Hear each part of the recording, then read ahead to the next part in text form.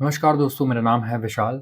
मैं आप सबके लिए लेके आया हूँ स्टॉक बॉक्स का बिज़नेस स्टैंडर्ड एनालिसिस वीडियो और यहाँ पर हम डिस्कस करेंगे business newspapers, including business standard and financial express के कुछ बहुत ही बढ़िया आर्टिकल्स।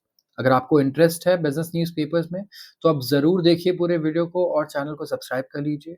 हमें लगता है बिज़नेस न्यूज़पेपर्स पढ़ना कई ज़्यादा गुना इम्पोर्टेंट है नॉर्मल न्यूज़पेपर पढ़ने से किसी भी शख्स के लिए। तो यहाँ पे हम डिस्कस करेंगे आपके इन्वेस्टमेंट्स, फाइनेंस, आपके कॉस्ट, महँगाई हर चीज़ को से रिलेटेड चीज़ों को हम लोग यहाँ पे डिस्कस करेंगे और कॉज़ और इफ़ेक्ट को एनालाइज़ करेंगे।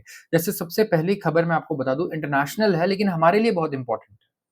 World gives up for fades first rate cut since 2020। Federal reserve जैसे इंडिया में हमारे पास आरबीआई है, वैसे यूएस का आरबीआई है, फेडरल रिजर्व बोलते हैं इसको, यहाँ पे हमने फेड लिखा है सिर्फ। और पहला रेट कट करने वाले हैं 2020 से। रेट बढ़ाना और रेट घटाना क्या है ये बेसिकली ब्याज दरों की बात हो रही है। आप लोन लेते हो तो ब्याज देते हो, तो उस ब्याज का डिसीजन कौन करता है कि कितना होना चाहिए? बैंक्स करती है? नहीं, ये करता है रिजर्व बैंक ऑफ इंडिया। जितनी भी कंट्रीज है उनके सेंट्रल बैंक करते हैं। तो यहाँ पर ब्याज फाइनली घटने वाले हैं यूएस में लोगों के जितने भी लोन पर ब्याज है, चाहे हाउसिंग लोन हो चाहे कार लोन। इंपॉर्टेंट इसीलिए है क्योंकि इससे इंडिया में बड़ा फर्क पड़ रहा है। क्या फर्क पड़ता है अभी देखते हैं आगे। The world economy's tectonic plates will shift this week when a US easing cycle begins. US में easing cycle शुरू होने वाला है। ये साइकिल बेसिकली easing cycle वो होता है जहां ब्याज दर घटने शुरू होते हैं, लोगों को राहत मिलनी शुरू होती है। तो जैसे कि अभी यूरोप के ऑफिशियल्स जो हैं और एशिया के ऑफिशियल्स सारे पॉलिसी सेट कर रहे हैं against backdrop of brittle markets. 36 घंटे की मॉनेटरी रोलर कोस्टर रहेगी। ये स्टार्ट होगी जब फेडरल रिजर्व डिसीजन लेगा इंटरेस्ट रेट कट करने के बुधवार को। यस, एंड ये फिनिश होगा कब? शुक्रवार को, जहां पे बैंक ऑफ जापान का भी अभी आउटकम आया कुछ दिन पहले ही, जब इन्होंने इंटरेस्ट रेट को बढ़ाया है। इससे क्या हुआ, ग्लोबल मार्केट में काफी ज्यादा वॉलेटिलिटी आ गई, मतलब उतार चढ़ाव आने लग गए। तो इनका यही कहना है यहाँ पर कि काफी मैं कहूंगा अनसर्टेनिटी रहने वाली है, वॉलेटिलिटी रहने वाली है। लोग बहुत पैनी नजर से देखने वाले हैं, बहुत शार्प कॉन्सेंट्रेशन से यहाँ पे देखने वाले हैं कि क्या क्या चीजें अफेक्ट होती है और क्या क्या चीजें फेड बोलता है यहाँ पर। इसके बाद अगर लोगों की बात करें, अभी जो डिस्कशन है मार्केट में सबसे ज्यादा तो ये चल रहा है कि क्या 0.25% से रेट कट होगा या 0.5% से। तो 25 बेसिस पॉइंट का मतलब होता है 0.25%, 50 बेसिस पॉइंट का मतलब होता है 0.5%। तो यहाँ पे सबसे पहले तो ये देखा जाएगा। इसके अलावा इससे फर्क क्या पड़ेगा? देखिए पूरा जो ये पेपर है, ये आर्टिकल तो इस चीज के बारे में है कि हाँ ठीक है, क्या हो रहा है, ये लोग क्या करने वाले हैं, किस बेसिस पे डिसाइड करने वाले हैं। लेकिन मैं बता दूं इंडिया में आपको क्या फर्क पड़ता है। सबसे पहले वहां पे जब इंटरेस्ट रेट घट जाएंगे यूएस में, आप देखिएगा इससे गोल्ड के दाम पे बड़ा फर्क पड़ रहा है। गोल्ड आसमान छू रहा है इस वक्त। तो गोल्ड के दाम पे फर्क पड़ता है जब ब्याज दर घटते हैं। तो यूएस की जो करेंसी है डॉलर, वो भी थोड़ी वीक होती है यूजुअली जब ब्याज दर नीचे आते हैं। तो स्टॉक मार्केट ऊपर जाता है यूजुअली जब मार्केट में ब्याज दर कम हो जाए। क्यों? क्योंकि मैं ये नहीं बोलूंगा कि आज कल में तुरंत ऊपर चला जाए, लेकिन इससे स्टॉक मार्केट को फायदा इसलिए होता है क्योंकि मार्केट में मनी की सप्लाई बढ़ जाती है और मार्केट बढ़ता है पैसे से। और पैसे की सप्लाई अगर मार्केट में बढ़ जाए ब्याज दर घटने से, तो ऑफ कोर्स मार्केट भी ऊपर जाएगा। साथ ही साथ जितने भी हमारे कॉस्ट हैं, loan, education, car loan, housing loan, जितने भी लोन हैं, सबके जब ब्याज कम होने लगेंगे ना, तो हम बाकी चीजों पे भी पैसे खर्च करेंगे या थोड़ा पैसा कहीं और भी इन्वेस्ट करेंगे या खर्च करेंगे। तो इससे क्या होगा, सबसे पहले तो हमारा ओवरऑल खर्चा कम होगा और हमारा कंजम्पशन लेकिन बढ़ जाएगा। हम और ज्यादा पैसे चीजें खरीदेंगे पहले से, अगर हमारे पास पैसे ज्यादा बचेंगे तो। इससे आप खरीदेंगे तो कंपनीज को फायदा होगा, राइट? कंपनीज की सेल्स बढ़ेंगी। आप ज्यादा महंगा फोन ले लेंगे, क्या पता आप आईफोन ले लें। तो ये सारी चीजें काफी चीजों को अफेक्ट करती है अगर हम इंटरेस्ट रेट की बात करें तो पूरे इकोनॉमी में इससे काफी फर्क पड़ेगा। और इंडिया में भी देखिए कितना ज्यादा फर्क पड़ेगा जब ब्याज दर घटेंगे। तो इंडिया के स्टॉक मार्केट में सबसे पहले फर्क पड़ेगा क्योंकि बाहर से पैसा हो सकता है स्टॉक मार्केट में आए। इसके अलावा फर्क ये भी पड़ेगा कि जितने भी इंडिया में लोग हैं ये भी अवेट करेंगे कि आरबीआई भी जल्दी से रेट कट्स करना शुरू कर दे। तो सबसे पहले तो फॉरेन इन्वेस्टर्स का पैसा स्टॉक मार्केट में आना बढ़ेगा अगर वहां पे ब्याज दर कम होंगे तो। और जितने भी रिस्की एसेट्स हैं वो भी इंक्रीज होंगे एंड साथ में आरबीआई पर नजर रहेगी कि आरबीआई भी ब्याज दर को घटाए। आते हैं अगले आर्टिकल पर और ये है एक एडिटोरियल। अफोर्डेबल हेल्थ केयर पर ये एडिटोरियल है, राइटर ने लिखा है कि इंफ्रास्ट्रक्चर को इम्प्रूवमेंट की ज़रूरत है इंडिया में, जब हेल्थ केयर इंफ्रास्ट्रक्चर की बात करते हैं। इनका कहना है कि इंडिया एक प्रोएक्टिव एफर्ट ले रहा है इम्प्रूव करने के लिए अपने हेल्थ केयर के पूरे इंफ्रास्ट्रक्चर को। इंफ्रास्ट्रक्चर मतलब हॉस्पिटल से लेके एम्बुलेंस से लेके जितनी भी हमारे पास चीज़ें हैं, सारी चीज़ें इसमें इंक्लूडेड रहती है।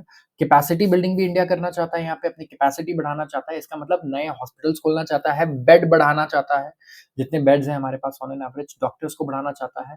लास्ट वीक यूनियन कैबिनेट ने क्लियर किया है आयुष्मान भारत प्रधानमंत्री जन आरोग्य योजना, काफ़ी लंबा नाम है, एबीपीएमजेएवाई। ये क्या करेगा? ये हेल्थ कवरेज देगा सारे सीनियर सिटीज़न्स को जो 70 साल से ज़्यादा बड़े हैं उनको। उनकी क्या इनकम है इससे फ़र्क नहीं पड़ता, उनको पेंशन मिलता है, नहीं मिलता है।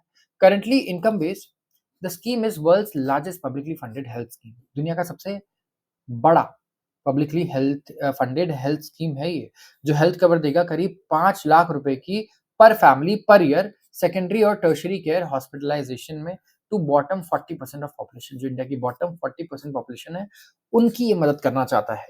एंड अब देखिए दुनिया के सबसे बड़े सबसे बड़ा पब्लिकली फंडेड हेल्थ स्कीम है ये, अगर आप देखिए इनकम बेस पे। तो इस रिगार्ड में अगर हम देखें जो एक्सपेंशन है कवरेज में, इसको वेलकम करना चाहिए कि काफ़ी जो out of pocket health care expenses थे गरीब लोगों के स्पेसिफिकली या मिडिल क्लास के भी, वो कम होंगे इससे। जो एल्डरली हैं, जिनको हेल्थ केयर की मतलब कंसिस्टेंटली इन्हें कुछ ना, आप देखिए जितने भी आप अगर आप बूढ़े हो जाएँगे, 80 प्लस 70 प्लस जाएँगे, तो हेल्थ इश्यूज़ होते रहते हैं छोटे-छोटे, छोटे-छोटे हमेशा। तो उनके लिए बहुत इम्पोर्टेंट है कि उन्हें इस तरीके का कवर मिल पाए। अगर आप यहाँ पर देखें इंडिया की अगर मैं बात करूँ, तो जितने भी पुअर हैं, एल्डरली हैं, उनको बेनिफिट की ज़रूरत है जो उन्हें मिलेगी। हेल्थ इन इमरजेंसी काफ़ी इम्पोर्टेंट हो सकती है इनके लिए, और हेल्थ केयर एक ऐसी चीज़ है इंडिया में कि आधे से ज़्यादा लोगों के पास इंश्योरेंस नहीं है। लाइफ बहुत सही चल रही है, लेकिन अगर एक हेल्थ से रिलेटेड प्रॉब्लम हुई, तो हो सकता है कि वो दिवालिया हो जाए, उन्हें अपना घर वगैरह सब कुछ बेचना पड़े, सिर्फ़ एक हेल्थ इश्यू की वजह से। सो यहाँ पे ये बहुत बुरा समय ला सकता है। तो सो फार जो स्कीम है इसने कवर किया है 73.7 मिलियन हॉस्पिटल एडमिशंस, जिसमें लार्ज नंबर ऑफ वुमेन बेनिफिशियरीज़ भी हैं। यूटिलाइजेशन जो है स्कीम की by women accounts for approximately 49% of authorised hospital admissions. Government schemes की अगर मैं बात करूँ तो एबीपीएमजेएवाई एंड नेशनल हेल्थ मिशन ये इंश्योर कर रहा है कि इंडिया में हेल्थ केयर सर्विसेज ओवरऑल इसकी एक्सेस बढ़े, एंड ये एग्नोस्टिक रहे ऑफ इकोनॉमिक स्टेटस, मतलब इकोनॉमिक स्टेटस सामने वाले की क्या है इससे कुछ फर्क नहीं पड़ना चाहिए, और इंडिया का हेल्थ केयर सिस्टम इंप्रूव हो और लास्ट माइल एक्सेस हो, दूर दूर के एरियाज में, सबसे रिमोट एरियाज में भी ये सारा एक्सेस जाए लोगों के पास। तो इंडिया में मैं बता दूं इस वक्त अगर मैं थोड़ा सा हट के बात करूं यहाँ पे, तो सबसे इंपॉर्टेंट चीज़ आप देखिए, अगर मैं इन्वेस्टमेंट से रिलेटेड बात करूँ, तो इंडिया में फार्मा इंडस्ट्री के अंदर ये सारी चीज़ें आती हैं। अगर स्टॉक मार्केट में आप फार्मा सेक्टर को देखेंगे, तो आपके पूरे हेल्थ केयर से लेके डायग्नोस्टिक से लेके हॉस्पिटल वगैरह सब कुछ आते हैं फार्मा में। और इस बार इनको हुआ है रिकॉर्ड प्रॉफिट। यस, बहुत ही तेज़ी से इंडिया में फार्मास्यूटिकल इंडस्ट्री ग्रो कर रही है। स्पेसिफिकली ये एक्सपोर्ट कर रहे हैं काफ़ी कुछ। यस, ये एक्सपोर्ट कर रहे हैं चीज़ें किसको? United states of America and Europe. यहाँ पर दवाइयाँ ये बहुत अच्छे मार्जिन पर बेच पाते हैं। तो इंडिया में ऑफ कोर्स ये दवाइयाँ ये जो सस्ती दे रहे हैं बाहर, ये काफ़ी महँगे दाम पर बेच पाते हैं। इनका प्रॉफिट मार्जिन भी बहुत अच्छा होता है। तो कहीं न कहीं इंडियन जो ओवरऑल फार्मा स्पेस है जो इतना बढ़िया ग्रो कर रहा है, यहाँ पे दे शुड आल्सो फोकस कि रिसर्च की जाए, इंडिया में लोगों के लिए थोड़ा और स्केल अप करके और अफोर्डेबल बनाया जाए हेल्थ केयर को। तो प्रॉब्लम ऑफ अफोर्डेबिलिटी को एड्रेस करना वैसे सिर्फ इनफ नहीं है। राइटर का कहना है कि गवर्नमेंट और हेल्थ रेगुलेटरी बॉडीज को ये भी इंश्योर करना चाहिए कि क्वालिटी सही हो। आप सर्विस दे रहे हो हेल्थ केयर की 100 लोगों को, क्वालिटी ऐसी है कि मतलब कोई वो 100 लोग में से एक आदमी भी आना नहीं चाहता, सब मजबूरी में आ रहे हैं आपके पास। जैसे मिनिमम पेशेंट सेफ्टी प्रोटोकॉल्स होने चाहिए प्राइमरी लेवल पर, जिससे सेकेंडरी और टर्शियरी केयर की नीड कम पड़े। इसके अलावा मैं आप सिर्फ पेशेंट्स की बात कर रहा हूँ, मैं कह रहा हूँ डॉक्टर्स की मैं बात करूँगा, और जितने हमारे हेल्थ केयर के स्टाफ हैं, आप ठीक है, आप हो सकता है 10,000 नए डॉक्टर्स, 1 लाख नए हेल्थ केयर स्टाफ को भी अपॉइंट कर लो इस चीज़ के लिए, ठीक है। आपका फ़ोकस कहाँ है? लोगों को सस्ता हेल्थ केयर देना है, तो आप क्वालिटी दे नहीं पाओगे क्योंकि ना आपके डॉक्टर्स सैटिस्फाइड रहेंगे, जो स्टाफ है, नर्सिंग स्टाफ है, ये सब लोग परेशान रहेंगे, एक तो अंडर स्टाफ्ड रहते हैं हमेशा। इसके अलावा इनकी ड्यूटीज़ भी बहुत टफ होती है, बहुत ज़्यादा मैं कहूँगा यहाँ पे डिफ़िकल्ट होती है as compare to any other sector अगर आप देखें, तो काफ़ी ज़्यादा डिमांडिंग होती है। तो यहाँ पे इट्स इम्पोर्टेंट कि हम सैटिस्फाइड रखें हमारे हेल्थ केयर वर्कर्स को, उनकी सेफ्टी, उनका लाइफ़स्टाइल एंड वो जो उनके प्रॉब्लम्स है, we have to take care of them, तभी हमारे जो 40% लोग हैं लोअर इनकम के, जिनको हम सर्व करना चाहते हैं, हम उनको सर्व कर पाएँगे। क्योंकि गवर्नमेंट ये ना सोचे यहाँ पे कि गवर्नमेंट डायरेक्टली लोगों को पैसा दे देगी, मतलब इस तरीके से सब्सिडीज़ दे देगी एंड वो खुश हो जाएँगे, नहीं। गवर्नमेंट के जो भी प्रोग्राम है ना, इसको एग्ज़ीक्यूट तो जो लास्ट माइल पे बंदा है, डॉक्टर है, नर्स है, हेल्थ केयर स्टाफ है, वो करता है हेल्थ केयर में। तो अगर वो पूरी तरीके से इन्वॉल्व नहीं है इसमें, उसको यहाँ पे पर्क्स नहीं मिल रहे हैं, बेनिफिट्स नहीं मिल रहे हैं कुछ, जो पेशेंट को मिल रहे हैं उसमें से थोड़ा पैसा अगर उसके पास नहीं जा रहा है, तो it is not going to work, right? क्योंकि गवर्नमेंट पॉलिसीज़ बना सकती है, फंड एलोकेट कर सकती है, गवर्नमेंट जाके लोगों का ऑपरेशन नहीं करने लगेगी, दवाइयाँ नहीं डायग्नोज़ करने लगेगी, बीमारियाँ नहीं डायग्नोज़ करेगी। तो इट्स वेरी इंपॉर्टेंट कि डॉक्टर्स को यहाँ पे और बेटर डॉक्टर्स का और हेल्थ केयर वर्कर्स का पार्टिसिपेशन हो, तभी ये चीज़ें अच्छे से सक्सेसफुल हो पाएँगी, नहीं तो आप दुनिया का नहीं, पूरे दुनिया के जो सबसे बड़े फंड्स हैं, उसका 10 गुना बड़ा हेल्थ केयर फंड भी बना दीजिए, nothing is going to change. अगर एग्ज़ीक्यूशन लेवल पे जो इंसान है, उसको आप मैं कहूँगा उसकी केयर आप नहीं कर रहे हो। सो इन अगर आप देखें, यहाँ पे शार्प इंक्रीज़ देखने को मिला है नंबर ऑफ सब centres, primary health care centres, community health centres between 2005 and 2023। Yet 31 साढ़े 31% ऑफ सब सेंटर्स हैं इंडिया में, और 7% ऑफ पीएचसीज़ हैं। मतलब primary health care centre, PHC, इनकी कोई अपनी बिल्डिंग नहीं है। इतना पढ़ने-लिखने के बाद डॉक्टर्स जाते हैं, ऐसे हॉस्पिटल्स में जाते हैं, तो हम पेशेंट के बारे में बोल रहे हैं कि वहाँ पे एक बिल्डिंग नहीं है, बट आप देखिए, डॉक्टर्स पेशेंट थोड़ी देर के लिए वहाँ पे जा रहा है, but doctor is sitting there all day, health care workers पूरे दिन है, वहाँ पे एक पंखा नहीं है ढंग का, पानी नहीं है, टॉयलेट्स नहीं है। तो it's very hard to operate. We have to look at the problem कि प्रॉब्लम कहाँ पे है। तो हमें लगता है अगर हम एक इंसान को ऐसे सैटिस्फाइड रखेंगे, जो काम कर रहा है, अगर हार्ड वर्क कर रहा है, तो अगर हम उसे सारे रिसोर्सेज़ प्रोवाइड करें, तो आउटकम बहुत अच्छा आ सकता है। तो ऑल इंडिया लेवल पे करीब 22% शॉर्टफॉल है नंबर ऑफ सब सेंटर्स में, सबसे पहले तो। एंड सब सेंटर्स आप बना भी दोगे, तो we have to hire doctors and health care workers and we have to pay them well enough कि वो काम भी करे, ऐसा ना हो कि वो बिल्कुल डीमोटिवेटेड रहे। तो सेवरल पीएचसीज़ इंडिया में जो है, प्राइमरी हेल्थ केयर सेंटर, यहाँ बेसिक फैसिलिटीज़ भी नहीं है, बेड्स, टॉयलेट्स, साफ पानी नहीं है पीने का, लेबर रूम नहीं है, बिजली नहीं आती है टाइम से। तो ministry of health and family welfare ने रिसीव किया है budget allocation of 90,958 crore in 2024 and 25। And union budget में अगर आप देखें, 13% का इंक्रीमेंट रहा है प्रीवियस ईयर रिवाइज एस्टिमेट से। जो एलोकेशन है आयुष के लिए, आयुर्वेदा, योगा, नेचुरोपैथी, यूनानी, सिद्ध एंड होम्योपैथी, इसके लिए मिनिस्ट्री ने 23.7% इंक्रीज किया है बजट को, ओवर 3,000 करोड़ इन 2023-24।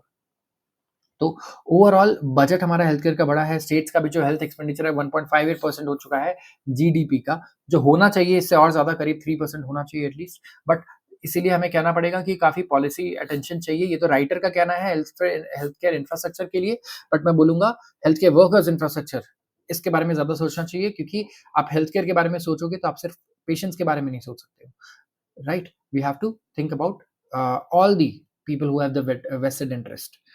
आते हैं अगले आर्टिकल पे, how to get FDI up 10 times. अब हम लोग कई दिनों से डिस्कस कर रहे थे कि इंडिया में फॉरेन डायरेक्ट इन्वेस्टमेंट, मतलब बाहरी निवेश इंडिया में जो आता है, ये काफ़ी कम हो गया है पहले से। इकोनॉमी बढ़िया ग्रो कर रही है, सब कुछ है, लेकिन बाहर के फंड्स इंडिया में पैसा क्यों नहीं लगाना चाह रहे हैं? एफडीआई क्यों नहीं आ रहा है?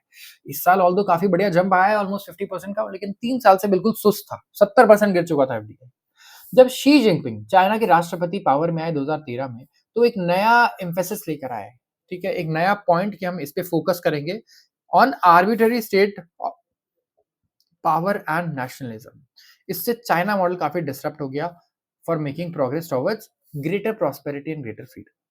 काफ़ी सारे इकोनॉमिक इंडिकेटर्स हैं जो शो करते हैं कि चाइना मॉडल डीरेल हो गया 2017 से। नेट डायरेक्ट इन्वेस्टमेंट चाइना में $291 बिलियन था 2013 में। इंडिया में अगर इतना आ जाए, तो शायद इंडिया, मैं बोलूँगा, कई कुछ ही सालों में बदल जाएगा। इन द लेटेस्ट डेटा, जैसे अगर आप 2023 की बात करते हैं, तो ये था $43 बिलियन, दैट्स इट।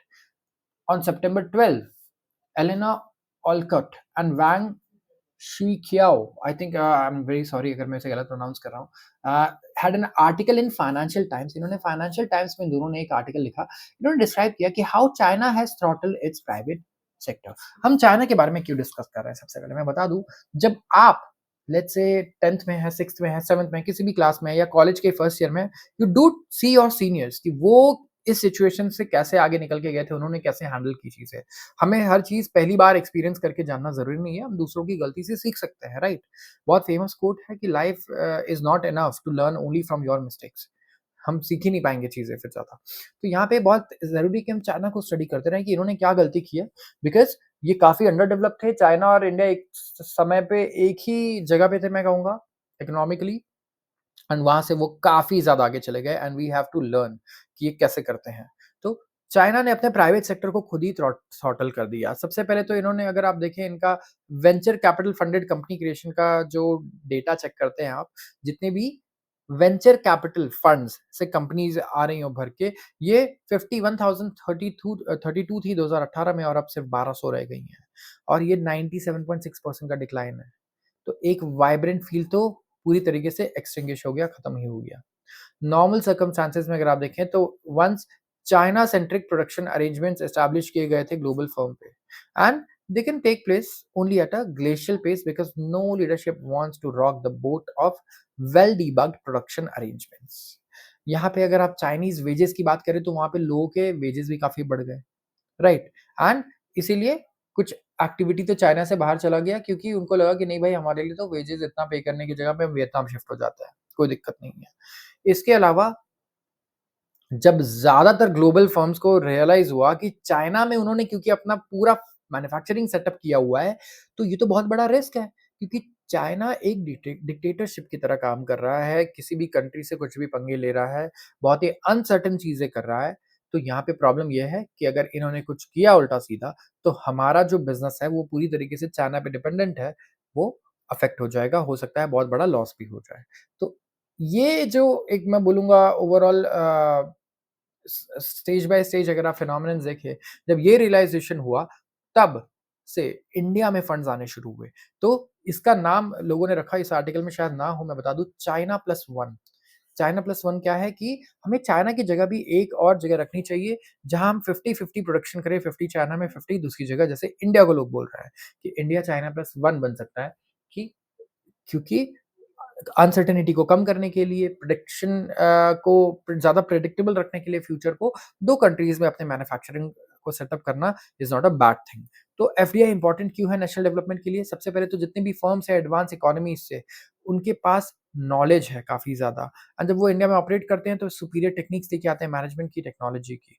ये डायरेक्टली जनरेट करते हैं प्रोडक्टिविटी ग्रोथ, यूटिलाइज़ेशन बढ़िया होता है इंडियन लेबर का, एंड ओवरऑल इनके पास टन्स ऑफ नॉलेज है, मैं बोलूँगा बिज़नेसेस का, पैसे की भी इनके पास प्रॉब्लम नहीं है एंड काफ़ी अच्छे आइडियाज़ भी हैं इंडिया में अपॉर्च्युनिटीज़ को किस तरीके से एक्सप्लॉइट की जाए इस चीज़ के लिए। इंडियन एम्प्लॉइज़ को नॉलेज मिलता है बढ़िया, एंड वो दूसरे फर्म्स के लिए भी काम करते हैं, तो उससे बेटर नॉलेज पूरे इकोनॉमी में डिफ्यूज़ होती है। आपने इस एक कंपनी में काम सीखा, आप दूसरी कंपनी में गए, तीसरी में गए, आप उस नॉलेज को लेके जा रहे हैं हर कंपनी में। तो एफडीआई एक की है, बहुत इम्पोर्टेंट फर्म इंटरनेशनलाइज़ेशन के लिए, एंड प्रोडक्टिविटी इंक्रीज़ होती है जितने भी फर्म्स हैं उनकी। जितने भी इकोनॉमिक पॉलिसी मेकर्स हैं, वियतनाम, थाईलैंड जैसी कंट्री में, और इंडोनेशिया की भी मैं बात करूँगा, वो ग्लोबल एफडीआई एनवायरनमेंट बनाना चाह रही है मॉडिफाई करके, और सेंसिबल है इंडिया के लिए भी कि ये अपने नेट एफडीआई को 10 गुना करने का सोचे यहाँ से। प्रेज़ेंट वैल्यू 26 बिलियन है, तो हम 260 बिलियन पे कैसे जा सकते हैं? क्योंकि रियल इंडिया में ग्रोथ आनी तभी शुरू होगी जब हमारे पास इतना निवेश आएगा।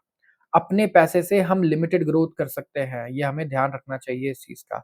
तो नेट एफडीआई इसीलिए आना बहुत ज़रूरी है। अब एफडीआई इंडिया में 2 तरीके से आता है, 2 अलग-अलग तरीके के एफडीआईज़ हैं, मैं बता दूँ। एक तो हो गया main line physical assets for manufacturing या फिर इंफ्रास्ट्रक्चर। फिजिकल एसेट्स आ गए मैन्युफैक्चरिंग के लिए या इंफ्रास्ट्रक्चर, एंड उसके बाद एक है सर्विसेज प्रोडक्शन इन इंडिया, जैसे ग्लोबल कैपेसिटी सेंटर। तो सर्विस एक्सपोर्ट्स में तो काफ़ी बढ़िया काम किया है इंडिया ने। 8.5% का सीएजीआर रहा है ग्रोथ नॉमिनल डॉलर्स टर्म्स में। तो एफडीआई सर्विसेज के लिए काफ़ी बढ़िया रही है, लेकिन मैन्युफैक्चरिंग के लिए तो -1% का कंपाउंड रहा है, -1.5% के हिसाब से इंडिया में ग्रोथ चल रही है। चली है, अगर आप देखिए पिछले डेकेड में एफडीआई इन मैन्युफैक्चरिंग में, कोई इंडिया में मैन्युफैक्चरिंग नहीं करना चाहता, जो बाहर का इन्वेस्टर था। अब बहुत प्रोजेक्ट्स आ रहे हैं, अब मैं ये नहीं बोलूँगा अभी ऐसा है कि नहीं करना चाहता, लेकिन पहले हमेशा ऐसा ही था। तो अगर आप सारी वैल्यूज़ को देखें यहाँ पे, तो नेट एफडीआई मैन्युफैक्चरिंग के लिए बहुत ही पैथेटिक रहा है, एंड यूएस इन्फ्लेशन के लिए सारे डेटा को एडजस्ट करें तो करीब 3% ग्रोथ ओवर हमें देखने को मिलेगी over the period, and performance looks even worse. तो अगर हम चाइना मॉडल को देखें जहाँ पे सब्सटैंशियल रिट्रीट किया जा रहा है, सारे जितनी भी कंपनीज़ हैं वो वापस जा रही है अब चाइना से, एक्टिविटीज़ करने से डर रही है चाइना में, तो इंडिया में मैन्युफैक्चरिंग इंफ्रास्ट्रक्चर एफडीआई आ सकता है, चाइना से कॉम्पिटिशन थोड़ा कम हो रहा है, इसका हमें फ़ायदा उठाना होगा एंड उस तरीके से हम फ़ायदा नहीं उठा पा रहे हैं, बहुत बड़े प्रोजेक्ट्स हमारे वियतनाम चले जा रहे हैं, थाईलैंड चले जा रहे हैं, इंडोनेशिया चले जा रहे हैं। तो क्या ऐसे हम पॉलिसीज़ बना सकते हैं सबसे पहले? काफ़ी सारे लोग तो यही बोलेंगे कि सबसे पहले लॉज़, इंडिया में लॉज़ बहुत पैथेटिक है, बहुत टाइम लगता है कुछ भी केस सॉल्व होने में, तो कॉर्पोरेट्स के लिए अलग से चीज़ें लाए जाएँ। जैसे प्रॉब्लम्स इंडिया में वो है इस वक़्त जो चाइना में आए थे स्मॉलर स्केल पर, पहले। जैसे वर्क वीज़ा के problems, capital control, protectionism, tax policy, tax administration. जैसे आप देखते हो हमारे यहाँ इनकम टैक्स डिपार्टमेंट अचानक से आपने आज तक 1000 करोड़ का काम किया, आपके ऊपर हो सकता है 80,000 करोड़ का इनकम टैक्स का नोटिस डाल दें। तो ये सब चीज़ें हो जाती हैं। बिगेस्ट इश्यूज़ जो हैं ओवरऑल क्लाइमेट के हैं ऑफ इकोनॉमिक नेशनलिज़्म, ठीक है? Lack of equal treatment for foreign firms. कोई भी आप किसी कंट्री में जाते हो ना फॉरेन में काम करने के लिए, फॉरेन कंट्रीज़ में आप सोचते हो कि यार मुझे भी इक्वली ट्रीट किया जाए। जैसे मैं क्राइम करूँ, मुझे सज़ा मिले तो सामने वाले को भी मिले। तो ओवरऑल जितनी भी फॉरेन फर्म्स है ना, वो भी इक्वल ट्रीटमेंट चाहती है इंडिया में। तो ये एक इश्यू रहेगा ऑल्दो प्रोटेक्शनिज़्म सारी कंट्रीज़ करती है। हर कंट्री अपने फर्म्स को अपनी कंट्री की फर्म्स को फ़ेवर करती है, लेकिन हमें यहाँ पे और अनबायसनेस लाना होगा। तो ओवरऑल ये इस पॉलिसी में लिखा है कि हम गोल रखें बड़ा सबसे पहले तो कि हम 10 गुना करें हमारे एफडीआई को एंड इसको करने के लिए चाइना से हम काफ़ी कुछ सीख सकते हैं, लेकिन चाइना से जिस हिसाब से बिज़नेस बाहर जा रहा है, सारा बिज़नेस इंडिया में नहीं आ रहा है। तो we have to still perform well यहाँ से we are not doing really well. Stars गुरु की बात करते हैं, recharging the EV. 2 scheme approve किए हैं यूनियन कैबिनेट ने लास्ट वीक एंड इन्होंने कहा है कि ये चाहते हैं कि और फास्ट हो, इंक्रीज हो स्पीड इलेक्ट्रिक व्हीकल पेनिट्रेशन की और इलेक्ट्रिक व्हीकल्स अडैप्ट हो इंडिया में और इससे इंडिया के क्लाइमेट चेंज गोल्स अचीव होंगे, मतलब पॉल्यूशन कम करने के जो हमारे गोल्स हैं वो अचीव हो जाएंगे। तो PM electric drive revolution in innovation vehicle enhancement, PM E drive and PM E bus Sewa payment security mechanism will replace existing EV subsidy scheme. तो 2 नई सब्सिडी स्कीम आ गई है एंड वो रिप्लेस करेंगी पुरानी स्कीम्स को। अगर आप देखें अभी तक का मार्केट सिनेरियो तो करीब 17 लाख यूनिट्स बिक चुके हैं, लेकिन ग्रोथ कम हो रहा है ईवी सेक्टर में। लोअर इंसेंटिव है हमारे यहाँ नॉर्वे और जापान से। आप देखिए सब्सिडी परसेंटेज देखेंगे तो नॉर्वे में 33% है, जापान में 22% और इंडिया में 18%। तो बोलूंगा ये कंप्लेन करने वाली बात नहीं होना चाहिए। Norway is a very rich country and Japan is also comparatively very rich as compare to India. तो हम 18% भी दे रहे हैं तो इट्स अ लॉट। अगर टोटल ईवी सेल्स देखें तो गोवा में सबसे ज्यादा सेल्स हो रही है, चंडीगढ़, त्रिपुरा एंड दिल्ली में काफी बढ़िया सेल है। केरला, आसाम, कर्नाटका, उत्तर प्रदेश, महाराष्ट्र, उसके बाद Bihar, Chhattisgarh and all India में ओवरऑल अगर आप देखेंगे तो 6.8% जो गाड़ियां अभी बिक रही है ना, 6.8% ईवी है, जहां चाइना में ये 50% टच कर चुका है। सो काफी ग्रोथ का यहाँ पे ओवरऑल हमारे पास पोटेंशियल है। सबसे ज्यादा टैरिफ ईवीज में कहाँ लगता है? अगर आप देखें simple applied average tariff rate highest सबसे ज्यादा इंडिया में है 103.8। इसके अलावा थाईलैंड 65, पाकिस्तान 54, वियतनाम 51.9, नेपाल 43। सारे मैं बोलूंगा एक भी डेवलप्ड कंट्री इसमें नहीं है, या तो अंडर डेवलप्ड कंट्रीज हैं या डेवलपिंग कंट्रीज हैं। प्रोडक्शन अपटिक की बात करें तो काफी बढ़िया यहाँ पे तो रहा है। देखिए 2019-20 में 3,304 यूनिट्स प्रोड्यूस हुए थे सिर्फ, दैट्स इट, एंड अब 62,279। So we have done quite well, but overall development के लिए, ओवरऑल ग्रोथ के लिए यहाँ पे काफ़ी चीज़ें देखनी होंगी, काफ़ी hit and trial method follow करने पड़ेंगे हमें एंड कॉस्ट को भी नीचे लाना पड़ेगा। और सबसे पहले हमने देखा, जैसे हम डिस्कस करते हैं कि 10 लाख से नीचे अगर पेट्रोल गाड़ी लेने जाओ तो 50 है, 50 मॉडल है और ईवी की सिर्फ 2 मॉडल्स हैं। तो कैसे काम होगा? या तो इंडिया में हर आदमी इतना अमीर हो जाए कि वो 20 लाख की कार ले पाए, तभी ईवी अडॉप्ट हो पाएँगी। तो इसके बारे में गवर्नमेंट को ज़रूर सोचना चाहिए। आते हैं अगले आर्टिकल पर, स्लाइडिंग ऑयल प्राइसेस। ये भी एक एडिटोरियल आर्टिकल है। अभी हमने एफडीआई के बारे में डिस्कस किया कि हमें किस तरीके से चाइना से सीखना चाहिए एंड ऑल दैट। अब एक चीज़ हमारे लिए बड़ी पॉजिटिव हो रही है, मैं बता दूँ ग्रोथ के लिए। सबसे पहला है, इम्पोर्टेंट जो फैक्टर है क्रूड ऑयल। क्रूड ऑयल जब सस्ता होता है तो इंडिया को काफ़ी फ़ायदा होता है क्योंकि भई हमें क्रूड ऑयल पूरा बाहर से खरीदना पड़ता है और जब क्रूड ऑयल बाहर से खरीदना पड़ता है तो पैसे भी डॉलर में देने पड़ते हैं, रुपया भी कमज़ोर होता है और इतना पैसा दूसरे को देने में कभी भी मज़ा नहीं आता, राइट? वही पैसा हम डेवलपमेंट में खर्च कर सकते हैं। तो ब्रेंट क्रूड के दाम ना अब गिर गए हैं, सॉफ्ट हो गए हैं, सॉफ्टनिंग आ गई है यहाँ पे, तो काफ़ी मैं बोलूँगा इससे बढ़िया इम्पैक्ट पड़ सकता है इंडिया के लिए, बहुत बड़ी अपॉर्च्युनिटी है इंडिया के लिए। रीज़न क्या है क्रूड ऑयल के द पेट्रोल सस्ते क्यों हो रहे हैं? ये बताइए। पेट्रोल सस्ते इसलिए हो रहे हैं क्योंकि चाइना सबसे बड़ा बायर था। पेट्रोल, डीज़ल नहीं सस्ते हो रहे हैं, क्रूड ऑयल सस्ता हो रहा है वैसे तो। तो चाइना सबसे बड़ा बायर था एंड यहाँ पे काफ़ी स्लो डाउन आया, इकोनॉमिक स्लो डाउन तो चाइना में कम हो गई डिमांड क्रूड ऑयल की। इसकी वजह से सप्लाई बहुत ज़्यादा बढ़ गई क्रूड ऑयल की, कमोडिटी की एंड एवरेज जो था वो $84 पर बैरल था, जनवरी से अगस्त में ये $69 पर बैरल पे आ गया है। इतना नीचे आ गया है। जितना नीचे चलता रहे इंडिया में उतना बढ़िया है क्योंकि मैं बता दूँ आप अगर जिस रूम में बैठ के सुन रहे हैं इस वीडियो को देख रहे हैं, 90% चीज़ें क्रूड ऑयल से बनी है। येस, कहीं न कहीं वहाँ क्रूड ऑयल ज़रूर यूज़ हुआ है, ऐसा पॉसिबल नहीं है कि ना हो, 99.9% चीज़ों में। तो जो फैक्ट ये है कि डिमांड इंडीड कमज़ोर हुई है क्योंकि इकोनॉमिक ग्रोथ कमज़ोर हुआ है एंड इसकी वजह से oil cartel, opaque and international energy agency क्या कर रहे हैं अपने फोरकास्ट को भी कम कर रहे हैं। सवाल ये है इस आर्टिकल में कि क्रूड ऑयल के दाम अभी कम है, लेकिन क्या सेलिब्रेट करना सही है? क्या पता अगले साल बहुत बढ़ जाए या फिर ये अगले साल भी कम ही रहेंगे? ये जानना बड़ा इम्पोर्टेंट है। तो लार्जली अगर आप देखें जो हमारे ड्रैगन का ऑयल कंजम्पशन है, ड्रैगन हम किसको बोलते हैं? चाइना को। यहाँ पे काफ़ी सारे अनसर्टेनिटीज़ हैं, काफ़ी हेडविंड ये फेस कर रहा है। लेटेस्ट मंथली डेटा आया तो पता चला कि डीज़ल डिमांड भी चाइना में कम हो गया है। जेट फ्यूल कंजम्पशन भी कम हो गया है। रिफाइनरी रन्स एंड ट्रांज़िशन जो है तो ये हो रहे हैं टू क्लीनर फ्यूल्स पे। क्लीनर फ्यूल भी ज़्यादा तेज़ी से अडॉप्ट हो रहा है चाइना में। तो ऐसा नहीं है कि चाइना में इकोनॉमिक ग्रोथ कम हो गई है सिर्फ़ इसलिए, नहीं। भाई ईवी का डिमांड भी बहुत ज़्यादा तेज़ी से बढ़ गया है और इतनी तेज़ी से अनुमान लगाया नहीं गया था कि चाइना में भी ईवी की डिमांड बढ़ जाएँगे जितने बढ़ चुके हैं। तो डिमांड ग्रोथ एडवांस कंट्रीज़ में तो बहुत ही लिमिटेड है।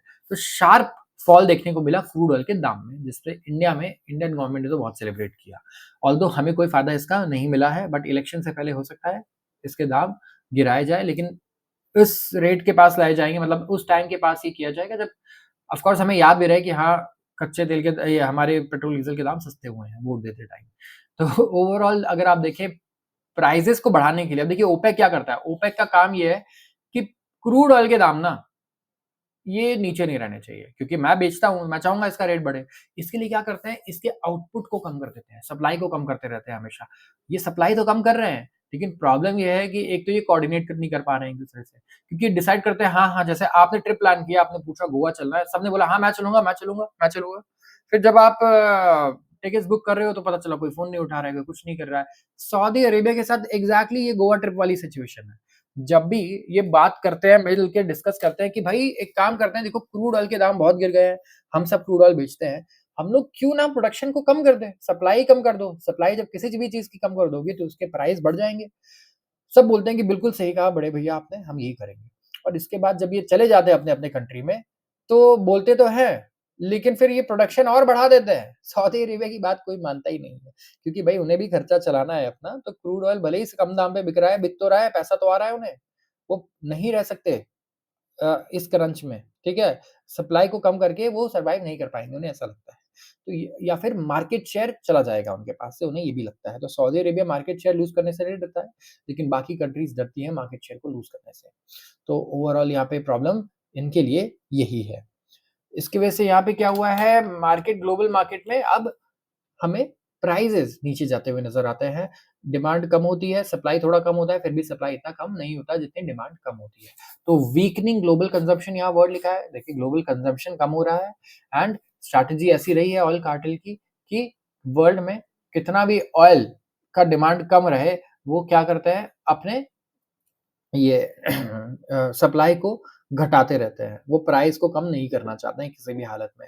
बट यहाँ पे यूएस का अगर आप डेटा देखें ऑयल सप्लाई का काफ़ी बढ़ चुका है। कनाडा, गुयाना, ब्राज़ील ये रिकॉर्ड प्रोडक्शन कर रहे हैं और ये लोग ओपेक में नहीं आते हैं। They are not in OPEC मैं आपको बता दूँ।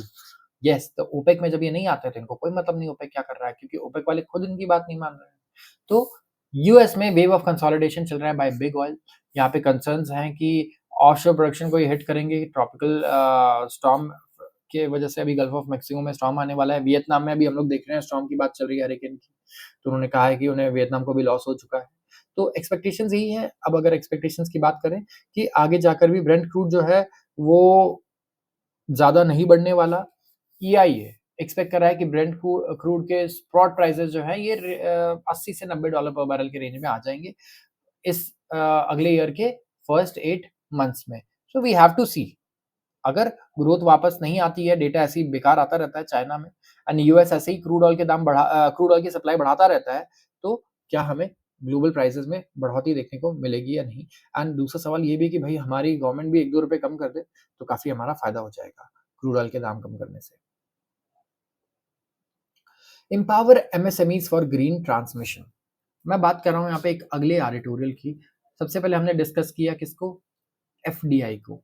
इसके बाद हमने डिस्कस की और चीज़ें जैसे क्रूड ऑयल वगैरह जो नेसेसरी होता है, और आखिर में हम लोग डिस्कस करने वाले हैं एमएसएमईज़ के बारे में। एमएसएमईज़ बोलते हैं micro and small and medium enterprises. ये 38% ऑफ मैन्युफैक्चरिंग को रिप्रेजेंट करता है इंडिया में, टोटल आउटपुट को। 38% मैन्युफैक्चरिंग आउटपुट माइक्रो, स्मॉल और मीडियम एंटरप्राइजेस करते हैं, और 60% से ज़्यादा एम्प्लॉयमेंट ये देते हैं। तो आप ये देखिए, एम्प्लॉयमेंट ज़्यादा देते हैं ये आउटपुट से, और बाकी कंपनीज अगर आप देखेंगी तो आउटपुट बहुत ज़्यादा देती है, पैसे बहुत कमाती है, लेकिन एम्प्लॉयमेंट नहीं देती हैं। तो छोटी कंपनीज इनएफिशिएंट होती है, प्रोडक्टिविटी कम होती है छोटी कंपनीज में, माइक्रो एंटरप्राइजेस, मीडियम एंटरप्राइजेस में, तो ये ज़्यादा लोगों को हायर करता है। तो इकोनॉमी में बेनिफिट ज़्यादा होता है जब ढेर सारी एमएसएमईज़ हो। पैंडेमिक से लेके अगर अभी तक देखें तो एमएसएमईज़ जितने भी हैं इन्होंने बहुत चैलेंजेस फेस कर लिए हैं। Global domestic supply chain problem है, उसके अलावा कॉस्ट ऑफ मटेरियल बहुत बढ़ गया है, प्रोडक्शन में रॉ मटेरियल के दाम बहुत बढ़ गए हैं कोविड के बाद से अगर आप देखें। और काफ़ी सारे की चैलेंजेस हैं जो ये फेस करते हैं, और इंडिया इनके बिना नहीं ग्रो कर सकता। ये जो हमारी टॉप कंपनीज़ है, रिलायंस है, अडानी है, ये इंडिया को 5 ट्रिलियन जीडीपी पे नहीं लेके जा पाएँगी अकेले। इनका बहुत बड़ा सपोर्ट चाहिए। तो इस एनवायरनमेंट में हमें क्या करना होगा? हमें मदद करनी होगी एमएसएमईज़ की। गवर्नमेंट काफ़ी सारी पॉलिसीज़ लेकर आई है एमएसएमईज़ के लिए, लेकिन पॉलिसी बना देना अलग चीज़ है और उसको एक्सेस कर पा रही है नहीं कंपनीज़, ये अलग चीज़ है।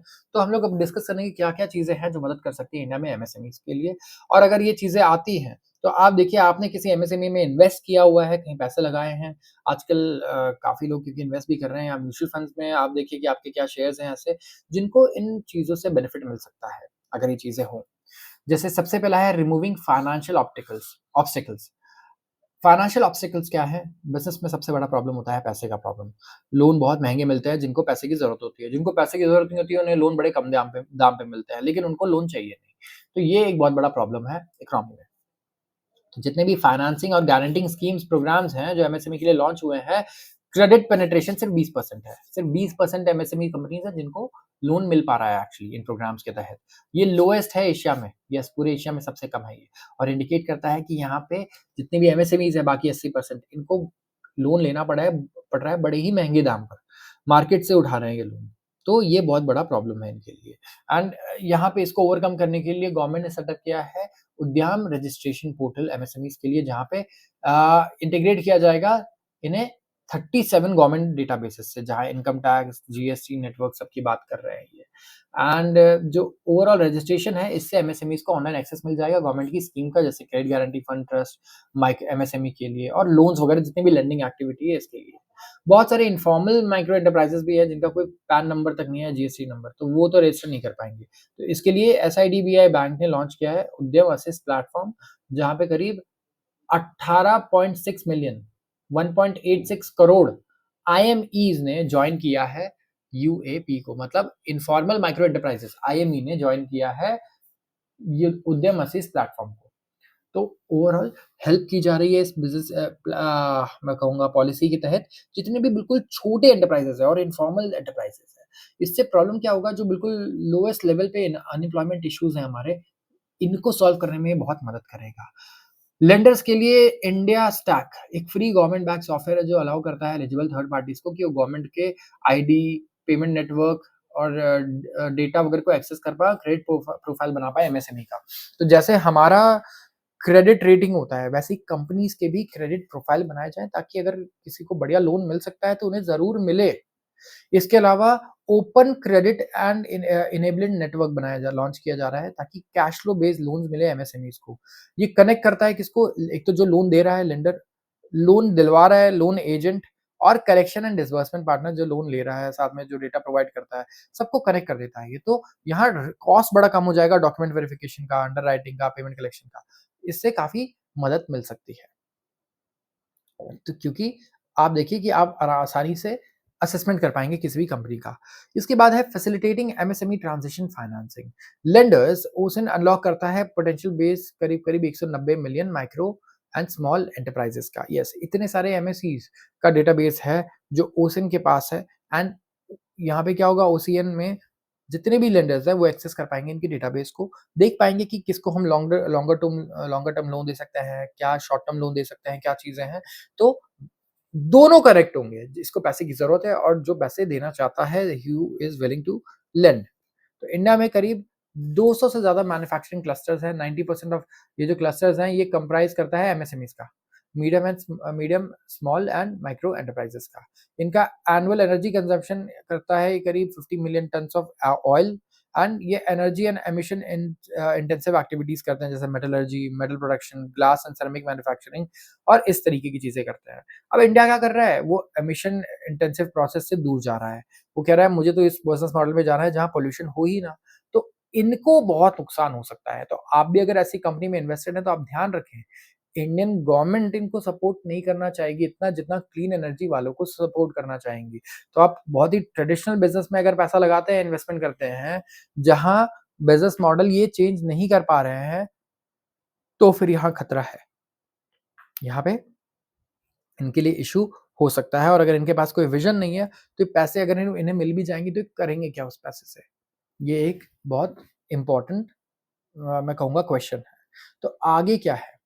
अगर आप फाइनेंस करना चाहते हैं एनर्जी ट्रांज़िशन को, तो लोन प्रोवाइडर्स के लिए हमें एक डिजिटल क्रेडिट प्रोफाइल बनाना चाहेगा ऑन जीएसटी के बेसिस पे, बैंक स्टेटमेंट्स के बेसिस पे, यूटिलिटी बिल के बेसिस पे इन कंपनीज़ का एक डिजिटल प्रोफाइल बना दिया, जो लोन प्रोवाइडर्स हैं उनके लिए एंड वो चेक करेंगे, वो देखेंगे क्या बढ़िया है, क्या नहीं है, इन्फॉर्मेशन को मैप कर सकते हैं यहाँ पे अलग-अलग पोर्टल्स पे, जिसकी वजह से काफ़ी ईज़िली इनको एनालाइज़ करके बैंक्स तुरंत लोन दे पाएँगे क्योंकि बैंक्स बहुत डरते हैं बिज़नेसेस को लोन देने से। स्पेसिफिकली इतने छोटे बिज़नेसेस को बैंक लोन नहीं देना चाहते, तो इसीलिए इनको क्या करना पड़ता है, बहुत ही महँगे दाम पर इन्फॉर्मल मार्केट से लोन लेना पड़ता है, जिसको चुकाने के चक्कर में काफ़ी सारी कंपनीज़ तो बिक जाती हैं, छोटी-छोटी सक्सेसफुल हो ही नहीं पाती हैं, क्योंकि आप 20% 25% के दाम पर ब्याज लेके काम नहीं कर सकते हो, राइट? तो बहुत ज़रूरी है कि इनको सस्ता क्रेडिट मिलना शुरू हो। तो आज के लिए बस इतना ही। अगर आपको वीडियो पसंद आई हो तो ज़रूर इसे लाइक कर दें और चैनल को सब्सक्राइब करना बिल्कुल भी ना भूलें। आप सबका बहुत-बहुत धन्यवाद।